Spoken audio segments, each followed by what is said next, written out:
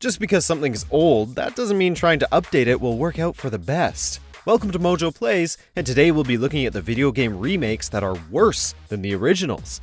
Before we begin, we publish new content all week long, so be sure to subscribe and ring the bell to get notified about our latest videos. For this list, we're looking at remakes, remasters, and reimaginings that have proven astoundingly less impressive than their classic counterparts. Whether it's because of deviating too far from the source or staying faithful to a fault, there's hardly a doubt that these works missed the mark. I was hanging up there by my pretty little neck. It was like one of them new executions you hear about. MediEvil Resurrection.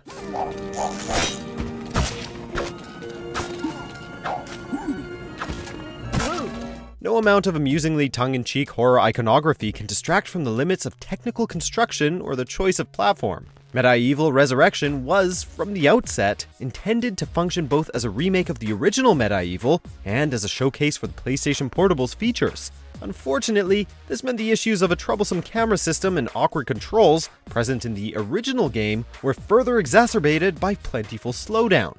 The inconsistent nature of hit detection, making combat more a chore than an exciting challenge, only added to the frustration felt by players and critics alike.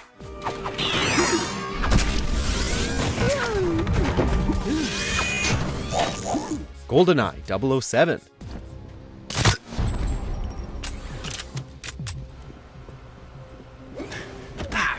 Those unfamiliar with the Nintendo 64 hit GoldenEye 007 may not recall how impressive a work it truly was, inventing or codifying many elements of shooter design taken for granted today.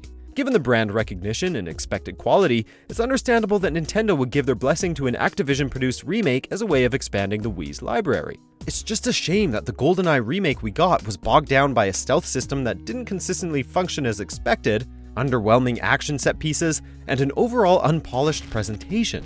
Worse, the later HD remaster GoldenEye 007 Reloaded only helped reinforce how generic and unnecessary the whole endeavor felt. James, say pull back. I'm moving out. They are here somewhere. Did anyone ID them? Metal Gear Solid: The Twin Snakes. Do they really have the ability to launch a nuke? What are you talking about? The terrorists are threatening the White House. They say if they don't accede to their demands, they'll launch a nuclear weapon. Coming off the heels of the widely acclaimed horror game Eternal Darkness: Sanity's Requiem, the studio Silicon Knights proved impressive enough to garner a significant project, remaking Metal Gear Solid for the GameCube. Co-developed by Silicon Knights and Konami, with reworked cutscenes directed by Ryuhei Kitamura, the Twin Snakes launched in March 2004 and immediately proved divisive. Some of the problem for folks lay with the redesigned cutscenes, which ended up more overindulgent and absurd in tone than those of the more restrained original game. Additionally, features borrowed from Metal Gear Solid 2, such as first-person aiming of weapons, ended up breaking the balance of several key fights. Secret of Mana. Guys! Wait up! While not necessarily a perfectly constructed game in its day, Secret of Mana was widely considered a successful blending of typical role-playing elements with Legend of Zelda-style world-building. A new version of Secret of Mana, then, would be wise to iron out those earlier issues and update the overall presentation in service of the original's strengths. Alas, Square Enix's 3D remake kept the assorted problems from the classic SNES game, such as poorly laid out menu design and bizarre plot progression, while adding elements that work against the experience. From unimpressive animation quality to an ear-bleeding soundtrack, from game-breaking glitches to the overall cheapness of the production values, so much went awry here.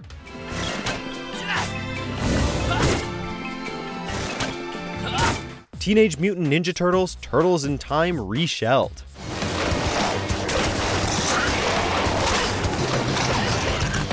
Conceptually, there's nothing inherently wrong with the notion of enhancing and revitalizing Turtles in Time for modern audiences. After all, nearly 2 decades had passed since the game's 1991 launch in arcades. In terms of execution, though, Turtles in Time Reshelled came off as a half-hearted effort to cash in on lingering nostalgia while bringing in little of worth to the table. The remake ditched the sprite-based cartoon animation in favor of a murky 3D style, made all the more tiresome by repetitive combat and unfair difficulty spikes. Further, the design of Reshelled was based on the arcade version, which lacked levels and enhancements brought to the later Super Nintendo release.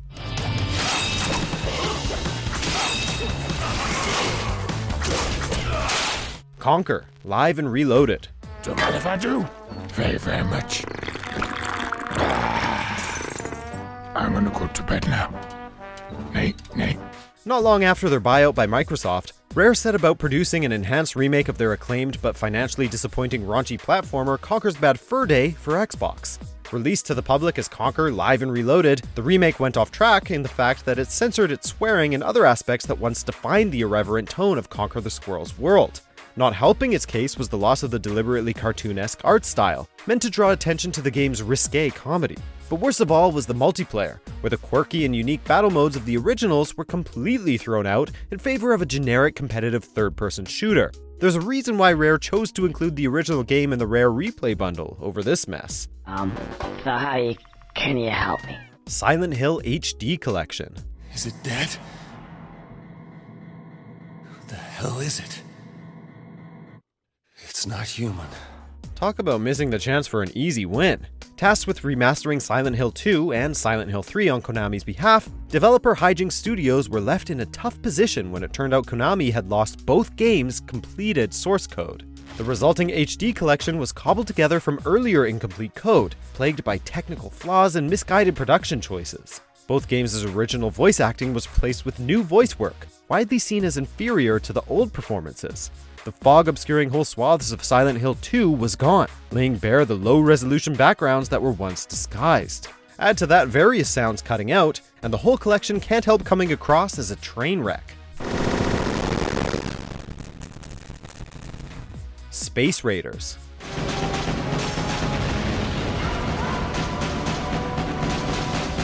How does one manage to bundle a reimagining of Space Invaders, one of the most iconic, simple-to-grasp, yet compulsively replayable shooters in history? Well, Space Raiders opted to answer that question on multiple fronts, with a trio of thinly defined heroes, with its mundane level design and overall tired aesthetic, and with unremarkable action.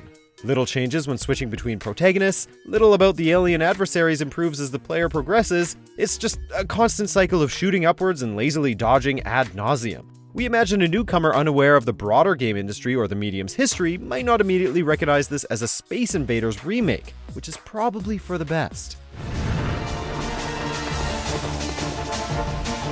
Double Dragon 2: Wander of the Dragons.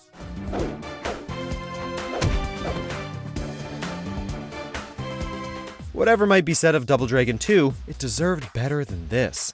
Wander of the Dragons takes the memorable urban dystopia of the original game and swaps it out for rather drab 3D stages. Its every moment is littered with problems, the reliance on a quickly depleting stamina meter, the inclusion of time-consuming QuickTime events, a barely functioning combo system. Even the basic premise of the two leads avenging their love interest Marion's death is muddled by the amateur-seeming cutscenes. Utterly disgraceful to its source material and unpleasant even on its own merits, Wander of the Dragons serves as a grim warning to any seeking to dabble in the art of remakes.